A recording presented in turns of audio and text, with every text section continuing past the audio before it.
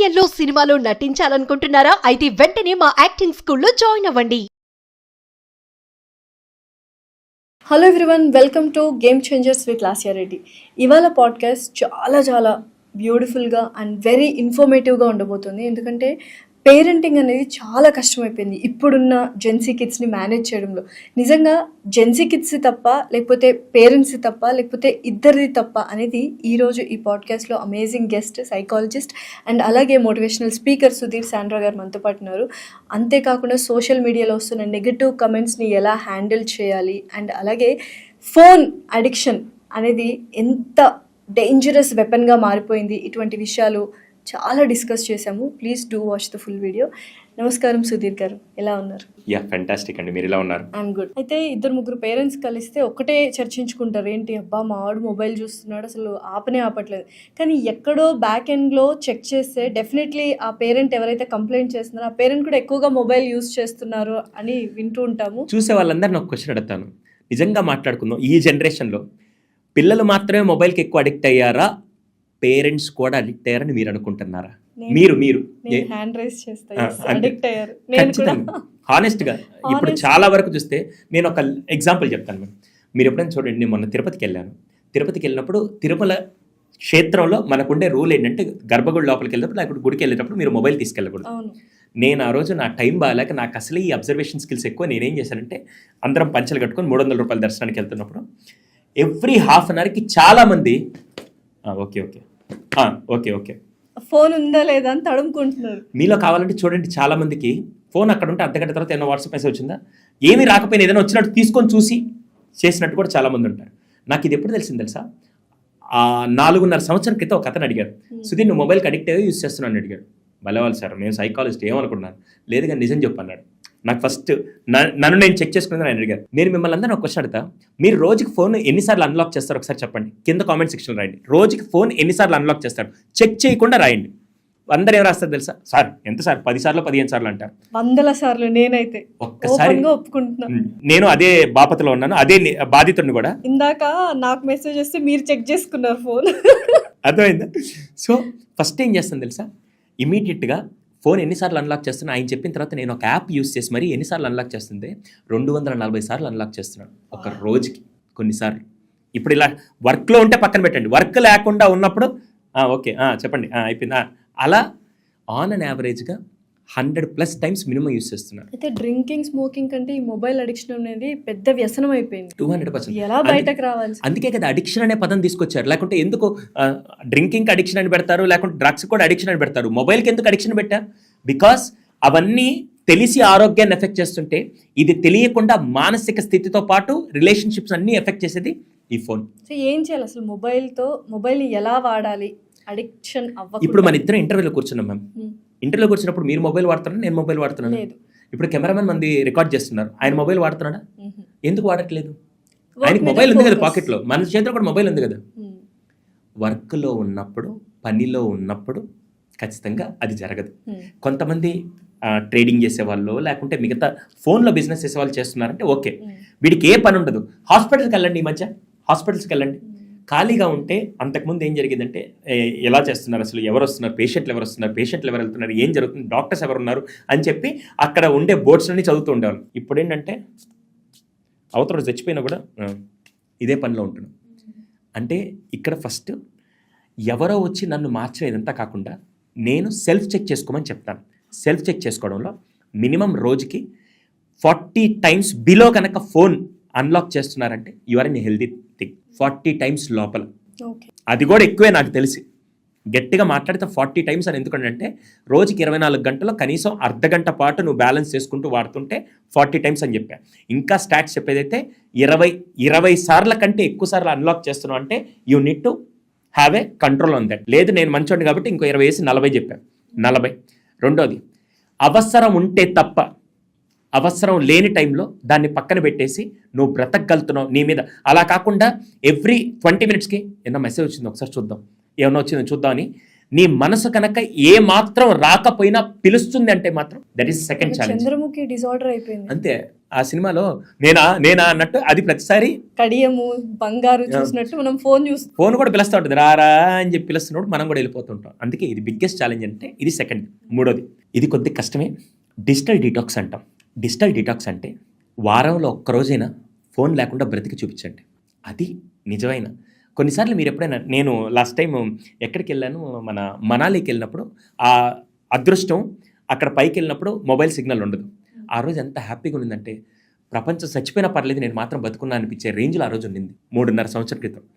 అలాంటిది digital detox వీలైనంత వరకు ఈ మధ్య చాలా ఫ్యామిలీస్ వాళ్ళ పిల్లల కోసం ముందుకొచ్చి మరీ డిజిటల్ డీటాక్స్ చేస్తున్నారు. ఏంటంటే వారంలో ఒక్కరోజు ఆ రోజు ఫోనే తాకరు, ఫోన్ కానీ స్క్రీన్ కానీ, ఆఖరికి టీవీ అనవచ్చు, ఏది తాకుండా ఆ రోజు ఫ్యామిలీ టైం కింద పెట్టుకుంటారు. ఈ మధ్య కొన్ని హోటల్స్ కూడా చాలా అద్భుతంగా, నాకు అది యూట్యూబ్లో వీడియోస్ చూసినప్పుడు చాలా ఆనందం వేస్తుంది. హోటల్కి మీరు వచ్చినప్పుడు మీరు కనుక ఫోన్స్ అన్ని ఇచ్చేస్తే మీకు 20% డిస్కౌంట్ ఇస్తారు. వావ్, సూపర్, బాగుంది కదా. వర్డ్ నచ్చింది, డిజిటల్ డీటాక్స్, నిజంగా అమేజింగ్ ఉంది. హోటల్ వాళ్ళు ఏం చేశారంటే ఒక ఆఫర్ పెట్టారు. మేము మీరు వచ్చి లోపలికి వచ్చి కూర్చొని, అక్కడ కొన్ని వీడియోస్లో ఉన్నాయి, నాకు అది కనుక నిజంగా అన్ని హోటల్స్ చేస్తే వాళ్ళకి వ్యాపారం బాగా జరుగుతుంది, వీళ్ళ మధ్య బాండింగ్ కూడా బాగా పెరుగుతుంది. నేరుగా హోటల్లోకి రాగానే వాళ్ళు బాస్కెట్ తీసుకొస్తారు. మీరు కనుక ఫోన్స్ అన్ని ఇక్కడ పెట్టేసి వెళ్ళేటప్పుడు మేము మళ్ళీ ఇస్తాం. మీరు కనుక ఫోన్స్ లేకుండా మీరందరూ కూర్చొని హెల్తీగా భోజనం చేసి భోజనాన్ని ఎంజాయ్ చేస్తే మీకు 20% డిస్కౌంట్ ఇస్తామంటే ఎంత బాగుంది చూడండి. చాలా బాగుంది. డిజిటల్ డీటాక్స్ అది ఇద్దరికి యూస్ఫుల్, ఇద్దరికి బెనిఫిట్ 200%. ఇది ఒకటి. ఇంకా మీరు అడిగిన దానికి సార్ ఫోన్ ఎలా తగ్గించాలనే దానికి నేను చెప్తాను. 7 ఏళ్ల క్రితం నేను ఒక ఛాలెంజ్ తీసుకొచ్చాను. యూట్యూబ్లో అది పెడితే ఒకే రోజు 12 లక్షల మంది చూసి, అప్పట్లోనే 12 లక్షల మంది చూసి దాదాపుగా 7,000 మంది కుటుంబాలు అప్లై చేశారు. అదేంటంటే నో ఫోన్ టు బెడ్రూమ్. ఇప్పుడు దారుణమైన సంఘటనలో ఫస్ట్ది ఏంటంటే బెడ్రూమ్లో ఫోన్ తీసుకెళ్ళడం ఒక బిగ్గెస్ట్ ఎఫెక్ట్. ఎంత భయంకరం అంటే నేను చెప్తాను. మేడం, చిన్న పిల్లలు ఉన్నారనుకోండి, 1 ఇయర్ బేబీ అనుకోండి. 1 ఇయర్ బేబీని కరెంటు ప్లగ్ దగ్గర తీసుకెళ్ళి ఆ 2 చిన్న వేళ్ళని తీసుకెళ్ళి ఆ ప్లగ్లో పెట్టనిస్తారా? ఎందుకు? షాక్ కొడుతుంది. Very good. బాగా మరుగుతున్న పెను మీద మీ పిల్లాడి చెయ్యి దాని మీద పెట్టనిస్తారు? చిన్న పిల్లాడిని పెట్టనివ్వరు కదా. ఎందుకు? కాలుతుంది. అంటే డైరెక్ట్ ఎఫెక్ట్ వస్తుంది కాబట్టి షాక్ కొట్టనివ్వకుండా, కాలనివ్వకుండా జాగ్రత్తగా చూసుకుంటూ కాపాడుతూ వస్తున్నాం కదా. ఇప్పుడు నా వయసు 35+, నా బాడీలో ఏ పార్ట్స్ పెరగవు, ఇంకా హైట్ పెరగను, ఒక్క పెరిగితే లావు తప్ప ఏం పెరగను నేను. మీరు ఇప్పుడు హైట్ ఏం పెరగరు, అవునా? కానీ పిల్లల వయసు 1 ఇయర్ 2 ఇయర్స్ ఉన్నప్పుడు వాళ్ళ బాడీలో బోన్స్ పెరుగుతాయి, అన్ని గ్రోత్ అంతా పెరుగుతుంది కదా. రాత్రిపూట బెడ్రూమ్లోకి ఫోన్ తీసుకెళ్ళి డోర్స్ అన్ని క్లోజ్ చేసి ఫోన్ బెడ్రూమ్లో పెట్టి పిల్లల్ని అక్కడే పడుకోబెడితే ఆ హెవీ రేడియేషన్ అంతా ఎవరి మీద ఎఫెక్ట్ అవుతుందంటే ఆ పిల్లల బ్రెయిన్ మీద ఎఫెక్ట్ అయ్యి న్యూరల్ ప్రాబ్లమ్స్ ఇవన్నీ రావడానికి కారణం రాత్రిపూట హెవీ రేడియేషన్కి వాళ్ళని ఎక్స్పోజ్ చేయడం. షాక్ కొడుతుంటే దాంట్లో జాగ్రత్త పడిన అదే తల్లిదండ్రి, అదే కాలుతుందనే విషయంలో జాగ్రత్త పడిన అదే పేరెంట్స్ ఈ విషయాలు ఎందుకు మిస్ చేస్తున్నారు? సో డెఫినెట్లీ వాళ్ళ మీద నో ఫోన్ టు బెడ్రూమ్ ఫస్ట్ది. సెకండ్ది, అంతకుముందు రోజుల్లో వాష్రూమ్కి వెళ్ళే న్యూస్ పేపర్స్ తీసుకెళ్లేవాళ్ళు. ఇప్పుడు అసలు ఆ అద్భుతమైన దరిద్రపు కల్చర్ ఎక్కడి నుంచి వచ్చిందో నాకు తెలియదు, కానీ సీరియస్లీ ఇదైతే వర్స్ట్ థింగ్. ఒక్కొక్కడు తెలియకుండా వీళ్ళందరికీ ఎవరికి ఇప్పుడు అర్థం కావట్లా. నేను సైకాలజిస్ట్, నేనేమి గ్యాస్ట్రోఎంటాలజిస్ట్నో లేకుంటే గైనకాలజిస్ట్నో కాదు, కానీ సైకలాజికల్గా చెప్తున్నా. ఫస్ట్ థింగ్, ఎవరైతే ఫోన్స్ వాష్రూమ్లోకి తీసుకెళ్తున్నారో అదే ఫోన్ని మళ్ళీ పట్టుకొని, అవును ఆ ఫోన్ మామూలుగా నాకు తెలియక అడుగుతాను, మేము ఏమనుకోకండి, అదే వాష్రూమ్లో కూర్చొని బిర్యానీ తింటారా? అసలు ఊహించుకునే దానికి వాళ్ళందరి కింద చూడండి ఒక్కొక్కడు ట్రోల్ వేసుకుంటూ వెళ్తారు. క్షమించండి, ఎందుకు ఈ మాట అంటున్నానంటే, మీరు ఫోన్ని తీసుకెళ్ళి మళ్ళీ అదే జెమ్స్తో బయటికి వచ్చి మీరు తిరిగే చోట తినే చోట అదే వాడుతూ అలా చేస్తూ ఉన్నప్పుడు ఫస్ట్ ప్రాబ్లం ఇంకోటితే. రెండోది, వాష్రూమ్లో ఉన్నప్పుడు మన బాడీలో స్క్రీషన్ అంటే మామూలుగా ఏదన్నా రిలీజ్ అవ్వాలి అంటే అది ఖచ్చితంగా బ్రెయిన్ దాని ఫంక్షనాలిటీ కనెక్ట్ అయి ఉండాలి. మనం ఏం చేస్తున్నాం, మన ఫంక్షనాలిటీ తీసుకెళ్ళి ఫోన్ మీద పెట్టి ప్రాపర్ బాడీ ఫంక్షన్ మీద మనం ఫోకస్ పెట్టకపోతే డెఫినెట్గా త్వరలో వచ్చే జబ్బు పేరే కాన్స్టిపేసీ. ఈరోజు చాలామందికి భగవంతుని అనుగ్రహం, ఇంతకుముందు 5 minutesలో వాష్రూమ్ కంప్లీట్ చేసేది కాస్త ఇప్పుడు ½ an hour కూర్చొని ఎందుకు నాశనం చేసుకుంటున్నారంటే జీవితాలని, రీజన్ ఇదే. అది ఎవరికి ఎఫెక్ట్ అవుతుంది తెలుసా? ఈరోజు ఒక తండ్రి వాష్రూమ్ తీసుకెళ్ళి ఒక తల్లి వాష్రూమ్ తీసుకెళ్ళి గంటలు కూర్చుంటే నెక్స్ట్ జనరేషన్ మీ రక్తమే కదా నాలో ఉండేదని చెప్పి వాడెళ్ళి గంట సేపు కూర్చొని వాడి జీవితాన్ని కూడా నాశనం చేసుకుంటున్నారు. So no phone to toilet also. ఇది కనుక మీరు యాజ్ అ పేరెంట్స్గా మీరు అప్లై చేయలేదంటే that is the biggest threat for the next generation. Washroom అనేది కేవలం అదృష్టవంతులు ఎవరని మామూలుగా మంతెన సత్యనారాయణ గారు కూడా చెప్తుంటారు. ఎవరు అదృష్టవంతులు అంటే as early as possible washroom complete చేసుకొని బయటికి వస్తారు, వాళ్ళ అదృష్టవంతులు. మన వాళ్ళు అక్కడికే తీసుకెళ్ళి ఇంకొన్ని రోజులు అయితే రోజులో 24 గంటలు 8 గంటలు పడుకుంటే 8 గంటలు వాష్రూమ్లో ఉంటాననే స్థాయికి దిగజారిపోయే స్థాయికి కూడా రావచ్చు. దయచేసి ఫోన్ అనేది వాష్రూమ్ తీసుకెళ్తే మీ బ్రెయిన్ ఫంక్షనాలిటీ రెస్పిరేటరీ సిస్టమ్కి లేకుంటే డైజెస్టివ్ సిస్టమ్కి కనెక్ట్ అవ్వకుండా మీరు దాని మీద ఫోకస్ పెట్టకపోతే డెఫినెట్గా అది కాన్స్టిపేషన్కి లీడ్ అయిన తర్వాత కొని తెచ్చుకునే జబ్బుల్ని మీరు ఎందుకు తెచ్చుకున్నా నాకు ఇప్పటికీ అర్థం కావట్లేదు. కొని తెచ్చుకోవడం అంటే ఏంటంటే ఆరోగ్యంగా ఉన్న ఈ బాడీని మళ్ళీ కాన్స్టిపేషన్ పేరుతో హాస్పిటల్కి వెళ్ళి డబ్బులు ఇచ్చి మరీ వైద్యం చేయించుకున్నంత ఆనందం మీకుంటే నేనేం చేయలేనండి. దయచేసి ఒకసారి ఆలోచించండి. సో ఈ రోజు నుంచి మొబైల్ ఛాలెంజ్ ఎవరు తీసుకుంటారో కింద కామెంట్స్ చేయండి. డెఫినెట్లీ ఈ 3 పాయింట్స్ గుర్తుపెట్టి. నేనైతే 7 ఏళ్ల నుంచి అసలు నాకు అలవాటు లేదు, ఎవడన్నా నా ముందు తీసుకెళ్తే మాత్రం వాడు సచ్చాడని. ఖచ్చితంగా అది మాత్రం, అది బెడ్రూమ్లోకి తీసుకెళ్ళినా లేకుంటే వాష్రూమ్ తీసుకెళ్ళినా ఇది మాత్రం biggest threat. And digital detox సాయంత్రం వెళ్ళిన తర్వాత యాజ్ ఎర్లీ యాజ్ పాసిబుల్. ఇంకొకటి లాస్ట్ పాయింట్, తినేటప్పుడు ఫోన్ చూస్తారండి అపరమేధావులు. వాళ్ళు అసలు తినేటప్పుడు టీవీ లేకపోతే తినరు. ఎవడన్నా అన్నం లేకుంటే తిండనొచ్చు, కూర బాగా లేకుంటే తిండనొచ్చు, కానీ టీవీ లేకపోతే తిండనే రోగం ఇప్పుడు ఎక్కడి నుంచి వచ్చిందో నాకు పిల్లలు కూడా ఇప్పుడు మా వాడికి టీవీ పెట్టకపోతే వీడు ముద్ద తిండు, అయిపోయింది అలాగా. ఆ డైలాగులు చెప్పే వాళ్ళందరికీ ఒక విషయం చెప్తాను మేడం. ఒక వంట చేయడానికి ఎంత టైం పడుతుంది? 45 మినిట్స్ 45 మినిట్స్. ఒక గంట సేపు తల్లి కిచెన్లో నిల్చొని అటు కూరగాయలు కట్ చేసిన దగ్గర నుంచి వంట చేయడానికి గంట సేపు కష్టపడి తీసుకొని వచ్చి పెట్టినప్పుడు అది పెట్టిన ఫుడ్ అంటే నూనెంకాయ లేకుంటే నాన్ వెజ్జా, వెజ్జా, బెండకాయ, వంకాయ ఏంటని ఈ నాలుక మీద టేస్ట్ గ్లాండ్స్ ఉంటాయి మ్యామ్, టేస్ట్ గ్లాండ్స్. ఇప్పుడు మీరు ఒకటి తిన్నప్పుడు ఇదేంట్రా ఉప్పంగా ఉందని మీరు చెప్పగలుగుతున్నారంటే మీ టేస్ట్ గ్లాండ్స్ పనిచేస్తున్నాయి. కరోనా టైంలో ఒక దారుణం జరిగింది, మీకు తెలుసలేదు. ఈ టేస్ట్ పనిచేయడం చాలా మందికి, కరోనా వచ్చిన వాళ్ళకి ఈ టేస్ట్ పనిచేయలేదు. ఇప్పుడు నెక్స్ట్ అదే జబ్బు రాబోతుండేది ఏంటంటే తినేటప్పుడు మామూలుగా పిల్లలు తింటారో లేదు తెలియదు, కానీ టీవీ చూస్తున్నప్పుడు వీళ్ళు తినేస్తారు కదా, అప్పట్లో కూర ఉప్పు తక్కువైనా కారం ఎక్కువైనా వీళ్ళకి తెలిసి అవ్వదు. ఎందుకంటే బాగుంది వేసే, బల్లిబండ వేసే, నల్లిబండ వేసే అని చెప్పి మొత్తం తినేస్తూ ఉంటే ఏం తింటున్నారు, ఎంత తింటున్నారు కావాలంటే ఓపెన్ ఛాలెంజ్ ఇస్తా అందరికీ. మీ పిల్లలకి మామూలుగా ఫోన్ లేకుండా పెట్టండి, ఇంతే తింటారు. ఫోన్తో పెట్టినప్పుడు ఇంత తింటారు. అప్పుడు తల్లి ఏమనుకుంటుంది, నా కొడుకు తిన్నాడు, నా కూతురు తినిందని చెప్పి గర్వపడతారు. బాగా గుర్తుపెట్టుకోండి, ఎంత క్వాంటిటీ తిన్నారు కాదు, ఎంత క్వాలిటీ తిన్నారనేది చాలా ఇంపార్టెంట్. ఎప్పుడైతే 5 సెన్సెస్ తింటాం మేడం, మీకు ఇష్టమైన అంటే ఫర్ ఎగ్జాంపుల్ మామూలుగా అందరికీ ఫేవరెట్ అనుకోండి, ఆవకాయ, నెయ్యి లేకుండా మద్దు ఉప్పు వేసుకొని తింటున్నప్పుడు, ఎప్పుడైనా ఒక ఫుడ్ మీకు మనస్ఫూర్తిగా నచ్చినప్పుడు దాన్ని తింటున్నప్పుడు మీ అంతా బాడీ అంతా దాన్ని కనెక్ట్ అయినప్పుడు ఒక కైండ్ ఆఫ్ హ్యాపీనెస్ బాడీలో అనిపిస్తుంది అని నేను అంటాను. ఎంతమంది ఒప్పుకుంటారు ఈ విషయం? రైట్.